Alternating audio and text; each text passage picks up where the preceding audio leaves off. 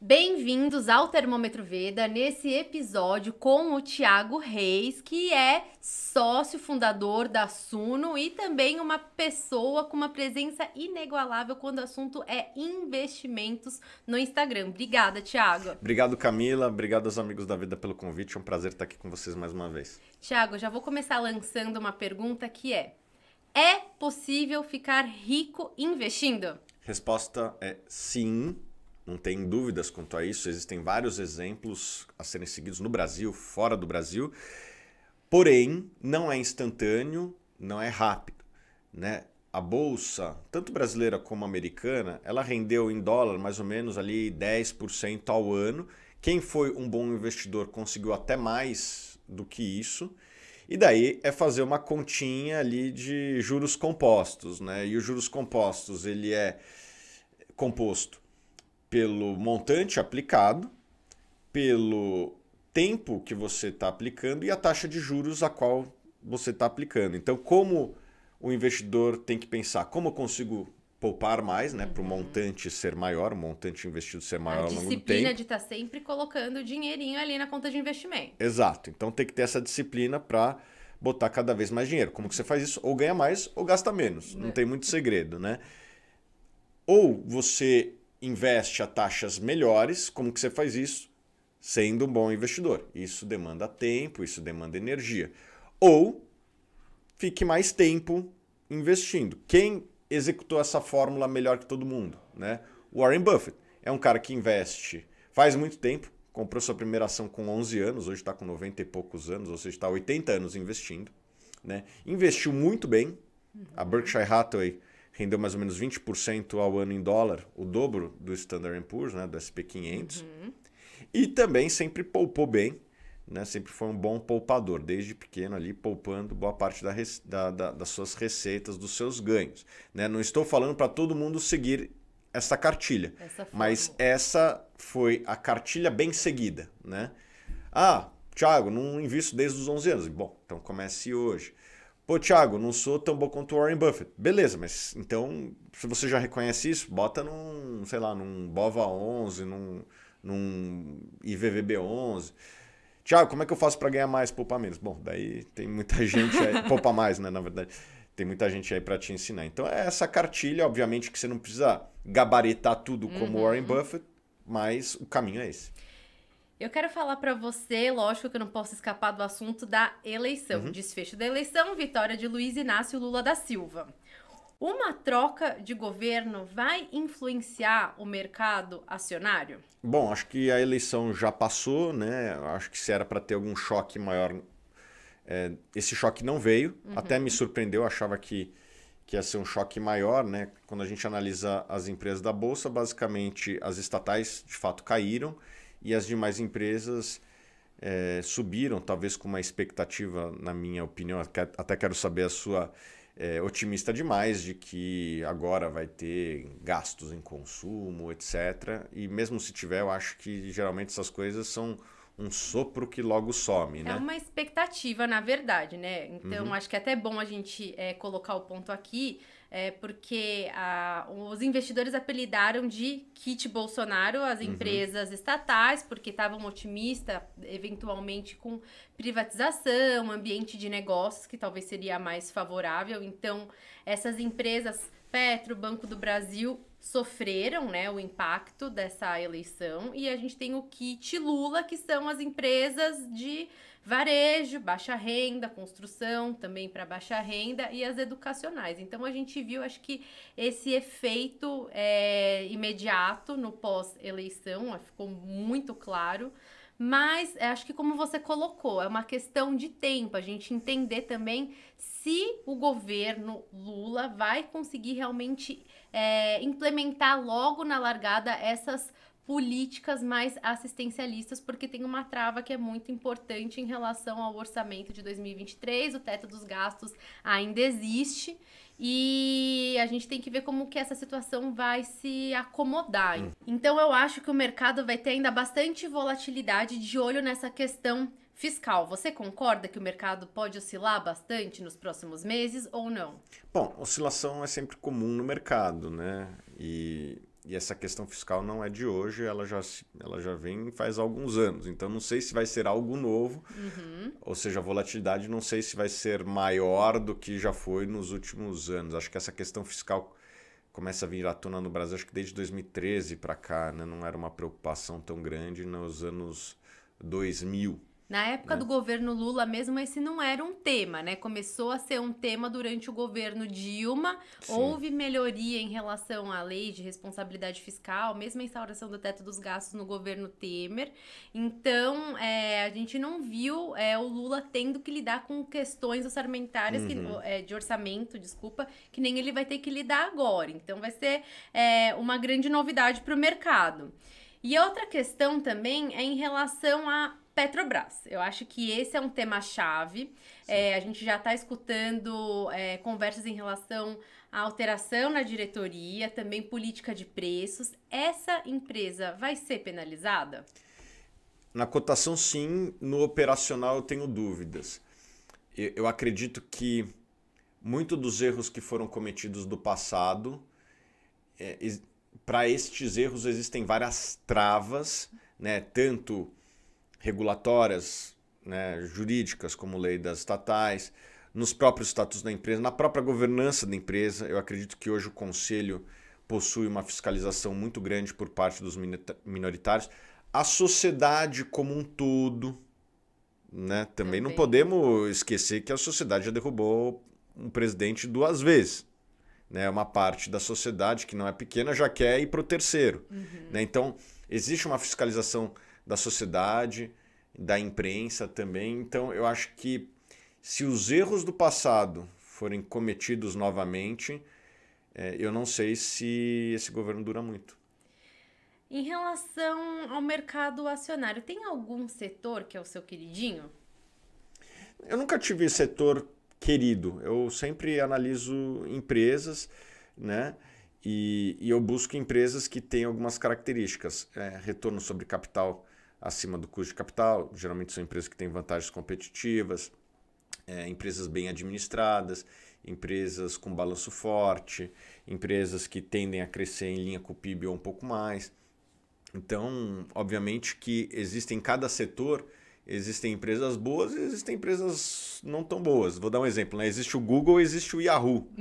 Né? Existe a própria Petrobras e existe a OGX. Né? Então, eu não tenho um setor favorito. Eu acho que alguns setores eles estão talvez mais blindados ao que acontece no Brasil, não só hoje, como foi assim nos últimos anos. Empresas exportadoras, o agronegócio que ganha cada vez mais representatividade na bolsa. Quero perguntar isso para você. Agro é um tema forte no Brasil e que também ganhou um espaço ainda maior por conta do conflito no leste europeu. Quem quer investir no agro, o que tem de opção para investir no agro? Ótima. Você acha que é bom investir no agro? Voltando à sua pergunta anterior, eu não gosto de investir em setores, eu gosto de investir em empresas específicas. Dito isso, o agronegócio brasileiro ele tende a ser muito competitivo em vários segmentos, né? Segmentos como soja, como celulose, como proteínas, como açúcar. Esses são setores que o Brasil ele tem um custo de produção por tonelada menor do que outros países do mundo. Né?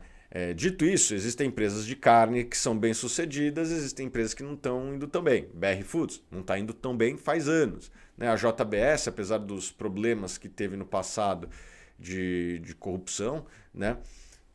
É uma empresa que está indo operacionalmente muito bem. Então, existem empresas e empresas em todos os setores. Né? O setor de celulose, já teve empresa que quebrou por conta de derivativo, mesmo sendo competitiva na sua operação. Então, não existe setor, existem pessoas que estão tocando essas empresas e a estratégia de cada uma das empresas. Dito isso, como faz para investir nesse setor que é estruturalmente competitivo? Isso não significa que todas as empresas vão subir simultaneamente. Você pode comprar ações dessas empresas e mais recentemente tem a ascensão dos fiagros, né? Que essas são as opções listadas. Óbvio, você pode comprar uma fazenda, você pode montar um frigorífico, mas estou falando dos investimentos listados na bolsa. Fiagro, eu queria que você explicasse, porque eu acho que muita gente ainda não sabe como que funciona esse instrumento. O fiagro, ele tem uma estrutura muito semelhante ao fundo imobiliário, que hoje é muito popular, né? Já tem quase 2 milhões de investidores no Brasil em fundo imobiliário. Ainda é pouco perto da população total, né? Menos de 1% dos brasileiros, mas é muito mais do que era 5 anos atrás. Sim. Quando a Suno começou, era 80 mil investidores na Bolsa em fundos imobiliários. Hoje já é quase 2 milhões, né? Cresceu quase 20 vezes, aí mais de 20 vezes em 5 anos. Os FIAGROS, eles são uma espécie de fundo imobiliário do agronegócio. Quais são as principais classes que estão representadas hoje nos FIAGROS? São FIAGROS que aplicam em CRAS, né? CRA, Certificado de Recebível do Agronegócio. É como se fosse uma dívida atrelada ao business de agro, né? Nós temos o nosso lá na Suno, outras gestoras têm os deles também. Eu acredito que é uma forma interessante, porque tem liquidez na bolsa, tem dividendo mensal, tem, vamos dizer assim, incentivos tributários para você investir nessa classe de ativo. Para quem gosta de dividendo mensal, liquidez e está exposto a esse setor, eu acho que pode ser interessante. E, além disso, tem as empresas listadas, né? Mas lembrando que o agro ainda é subpenetrado na Bolsa Brasileira. Se você for ver, o agro representa 27% do PIB. E vou falar um número de cabeça, mas não foge muito disso. É menos de 5% das empresas listadas na Bolsa, né? Em market cap, em valor de mercado. Então, eu acredito que ao longo do tempo, o agro vai se conectar cada vez mais com o mercado de capitais e vai ter cada vez mais empresas. Nessa última, vamos dizer assim, safra de IPOs, vieram várias empresas do agro, né? AgroGalaxy, Boa Safra, Jalles Machado, Três Tentos, essas são as que eu venho de cabeça, mas eu sei que tem mais dessas empresas também, né, relacionadas ao agro. Eu acho que o agro vai ser cada vez mais representativo na Bolsa, simplesmente porque ele é muito representativo na economia brasileira. Pegando esse gancho dos IPOs, você acha que a partir de 2023 tem a possibilidade da gente voltar a essa onda? É uma boa pergunta. Eu acredito que para ter uma onda de IPOs a gente precisa de um alinhamento de astros, né? Você precisa ter juros baixos. Que a gente não tem, tá em 13,75. E daí eu passo a bola para vocês economistas. Quando o CDI vai ficar baixo? Provavelmente em 2024, ali single digits, né? Um dígito só. Exatamente. Por enquanto, taxa de juros 13,75 esse ano, 2022 para 2023. Quem está com a expectativa mais otimista está com uma taxa de juros ao redor de 10% e volta a um dígito 2024. Termina o ano que vem a qual taxa? 10%. 10%, tá. Bom, quando ficar single digits, ou seja, um dígito só, né? Eu acho que tem um dos insumos aqui. O outro insumo tem que ter um certo otimismo com o Brasil, negócios, né? Com o Brasil, tanto do investidor internacional quanto o externo, né? Só para dar um exemplo, os juros acho que foram para 2 no auge do Covid, no auge da pandemia, né? Naquele momento não tinha IPO, porque mesmo estando baixo, ainda existia muita incerteza da pandemia. E o que vai acontecer? As coisas foram se assentando, a poeira foi baixando, e ali no segundo semestre, que daí existia os juros baixos e um otimismo global, não só no Brasil, maior. Exato. Aí veio a avalanche, deve ter sido, sei lá, uns 80 IPOs. Foi uma onda e a gente teve os juros em 2% até março de 2021, se eu não estou enganada, e por conta do processo inflacionário, o Banco Central teve que começar a subir juros. E aí eu vou pegar esse gancho dos juros elevado em 13,75 e ir para fundos imobiliários, para você falar um pouquinho da perspectiva que você tem, porque a taxa de juros subiu e quem investe em fundo imobiliário ficou ali um pouco assustado. Você explica um pouco para gente? Sim. O momento desse mercado. Um ativo deveria valer o fluxo futuro trazido ao valor presente. O investidor individual, né, o investidor pessoa física, ele é majoritário no sentido de que ele é a maior parte dos investidores de fundos imobiliários. Se não me engano, 90% das cotas estão na mão de pessoas físicas, né? Pessoas como eu, como você, na física. Não é um fundo de pensão, não é um investidor estrangeiro. Né? Os fundos imobiliários, eles são tipicamente um produto de varejo, né? Ou seja, das pessoas físicas normais. Que traz mais oscilação, né? Não, eu nem acho isso. Se você for ver a volatilidade de fundos imobiliários, ela é 1/3 da volatilidade das ações. O que acontece é que esse investidor ele possui características às vezes diferentes de outros investidores. Por exemplo, ele é muito orientado pro dividendo do mês, né? E ele compara com o CDI, não compara com o NTN-B. E daí todo tipo de anomalia ou coisas que não seriam comuns acontecem. Vou te dar um exemplo atual, Camila. Fundos de CRIs, né? Vocês têm proximidade aqui na vida com vários gestores, né? E boa parte, para não dizer quase todos os fundos de CRI, tem uma exposição à inflação mais alguma coisa, IPCA mais... Tá sempre pondo IGPM uma taxa mais... e colocando a inflação para dar aquela Isso. segurança para o investidor. O que aconteceu com a inflação nos últimos 3 meses, desde que a gente está Deflação. gravando agora em novembro, aqui, comecinho de Isso. novembro. Os últimos 3 meses tivemos deflação. Quando a gente estava mais ou menos no começo do ano, se via inflação mais, e uma inflação dos 12 meses anteriores, sei lá, de 2 dígitos. 2 sabe? dígitos. Então, sei lá, inflação de 10% mais 7 dava 17. Divide por 12 meses, fazendo uma conta de cabeça aqui, vários fundos pagando 1,2, 1,3, 1,4, um ponto alto ali, reais ou por cento ao mês. Né? O que aconteceu nos últimos 3 meses? Como você falou, deflação. Vários desses fundos eles têm um repasse quase que online, real time ali, em tempo real da inflação. A inflação foi baixa no mês passado, já cai o dividendo esse ano. E muitas vezes o investidor pessoa física, ele não entende muito essa dinâmica. E daí ele vê, pô, tinha fundo pagando 1,50 e de repente está pagando 30 centavos. Que fim! Chegamos vendo aqui a trajetória para baixo, parece que o próximo vai ser negativo. Calma, pessoal, não é assim, né? Tem que olhar um pouquinho para frente.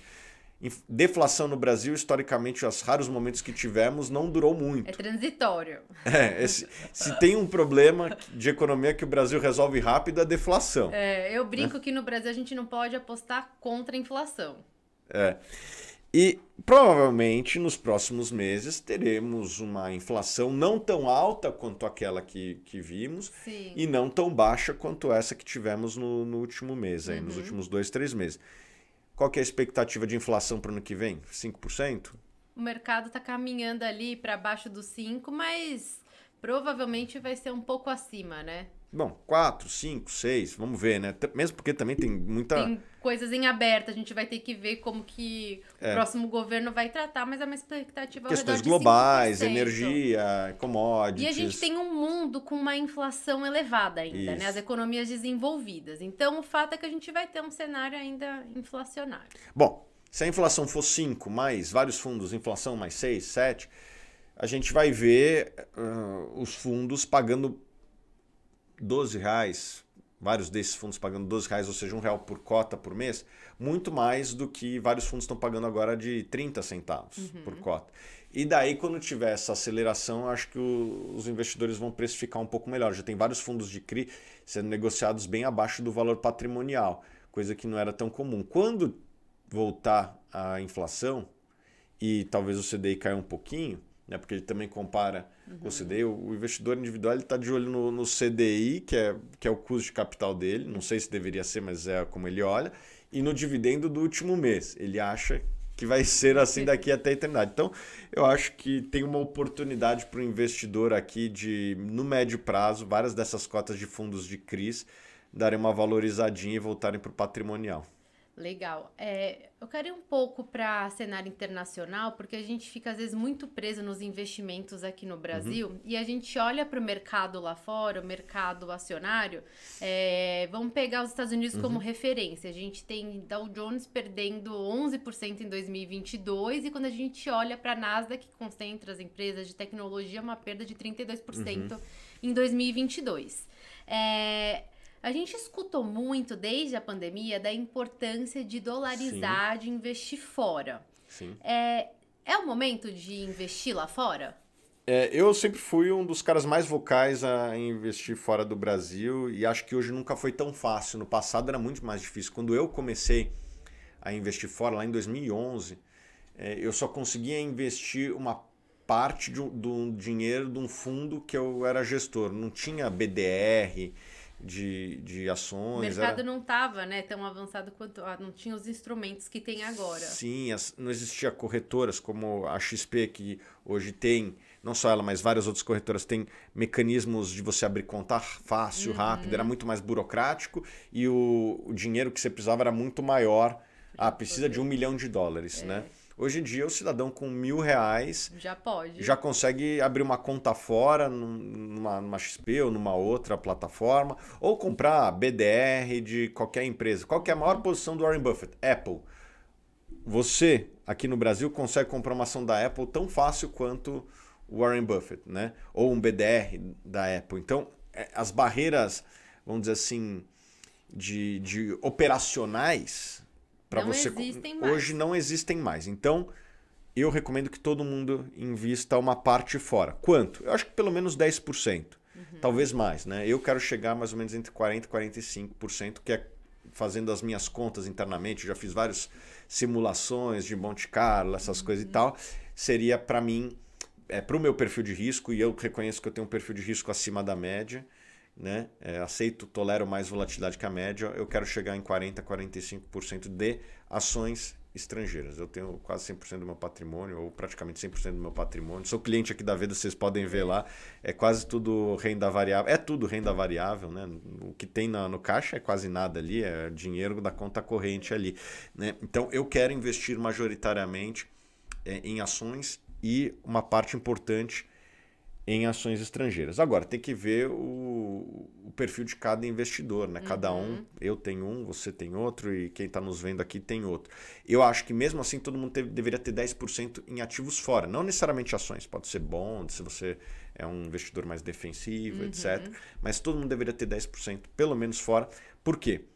Porque o que acontece quando temos uma crise no Brasil? E temos crise no Brasil praticamente todos os anos desde que eu comecei a investir. O dólar sobe e os ativos no Brasil caem. Né? Eu acho que o melhor exemplo foi o dia daquela delação do Joesley Batista. O que aconteceu? A bolsa caiu 10% praticamente no dia. Exato. 8%, mas chegou a estar caindo 10%. Chegou a ter circuit break. E o dólar subiu 10%. Então, o que aconteceu se você tinha ações do McDonald's naquele dia? Em reais, aquelas suas ações valorizaram 10%. O Dow Jones naquele dia quase não andou, né? Não mudou nada, mas o dólar disparou. Então, se você tinha $100 em ações do McDonald's ou da Coca-Cola, qualquer outra empresa dessa, esses seus $100 valem mais reais, porque a moeda disparou. Então, eu acredito que todo mundo deveria ter uma parte fora para proteger patrimônio e para reduzir a volatilidade.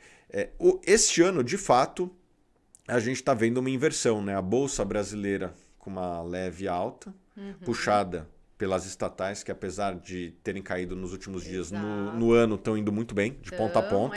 A Petrobras chegou a bater 90% em 2022, aí depois, a véspera da eleição e no pós-eleição, está com 60%. O que é uma ótima rentabilidade de ponta a ponta, mesmo com essa queda recente. Exato. Né? As estatais brasileiras devem ter sido dos ativos do mundo, pelo menos daqueles que eu acompanho, os de maior valorização.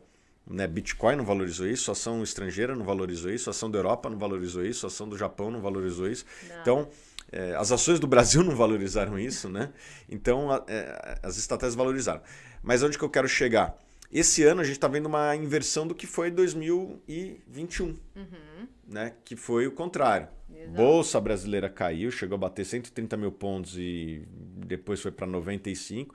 E o SP500, né, o Nasdaq ali valorizando o ano todo. Esse ano aconteceu o contrário. E é natural que isso aconteça. Né? Vai ter anos bons para o Brasil, vai ter anos bons para Estados Unidos. É muito difícil saber quando que vai ser bom para um, bom para outro. Como que você investe sabendo disso? Eu acho que você tem que ter uma parte do seu patrimônio fora, independente do cenário. Dito isso, eu acho que várias empresas americanas começam a estar em patamares atraentes. Gosto de bancos, várias empresas do Nasdaq, a gente gosta também, né? Google, Facebook tem alguns riscos, mas é uma empresa interessante, a própria Amazon, Apple, se cair um pouco mais gosto, Microsoft também. Então, acho que tem que olhar caso a caso, mas o múltiplo das empresas americanas como um todo teve uma compressão significativa, voltou para a média histórica. Estava muito acima da média histórica, né? Chegou a bater, acho que a média das pequenas chegou a bater 25 vezes lucro, já está em 15 vezes o lucro, que é muito em linha com a média histórica. E aqui no Brasil, na verdade, a gente está negociando abaixo da média histórica. E você acha que a Bolsa pode terminar num patamar de 130 mil pontos? Esse ano? Esse ano. Eu acho muito difícil. É muito difícil subir 20% em 2 meses, né? Tem que subir 10% a Bolsa como um todo em novembro e mais 10% em dezembro, ou 20% agora e 0% depois, ou 0% agora e 20% depois. Subir 20% a Bolsa como um todo em 2 meses eu acho difícil. Não vou dizer que é impossível, pode acontecer. Eu acho que até os fundamentos das empresas brasileiras deveriam levar a isso, mas geralmente a Bolsa cai de elevador e sobe de escada, né? Repetindo um símbolo da Nike ali. Subir 20% em 2 meses é algo raro na história do Brasil. Eu quero te perguntar uma coisa, que uma pessoa que investe aqui na Veda trouxe essa questão, e eu acho que a gente pode também esclarecer para algumas outras pessoas que estão nos acompanhando aqui. A gente tem uma carteira de ações. Existe algum momento para realizar esses ganhos? Você carrega essas ações por quanto período? Quando você sabe que é o momento de vender a ação? Tá, eu vou falar para mim e depois o geral. Eu sou um analista regulado, eu não posso comprar e vender ações como uma pessoa normal. Então, eu compro e não vendo, né? Eu sou cliente da Veda, vocês veem lá a minha posição. Mas não significa que todo mundo deveria seguir essa trajetória. Eu acho que as pessoas deveriam vender ações sob 3 circunstâncias, né?